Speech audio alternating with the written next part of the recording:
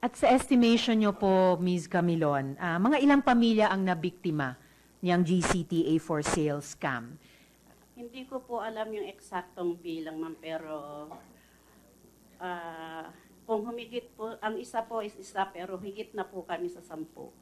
O nga po, nung nakaraang hearing, Ms. Camilon, sabi niyo mga 10 to 20 ang nakausap niyong mismo. Pero kung yung mga nakausap niyo, sabi niyo ngayon higit 10, kung iyang mga nakausap po ninyong higit 10, may mga kakilala pa, posible bang may daan na yung mga inalukan ng GCTA for sale? Tama po kaya, reasonable po kaya yung ganyang estimate? Yes po, ma'am. Pwede niyo pa bang bigyan ng elaboration, dagdag na detalye yung komite namin tungkol dyan sa tanim pending na yan? Paano ba nag-ooperate yung scam na iyan?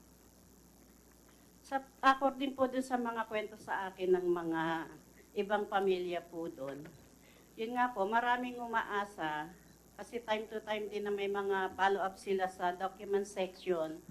Nabibigyan sila ng mga date ng paglaya ng mga pamilya nila.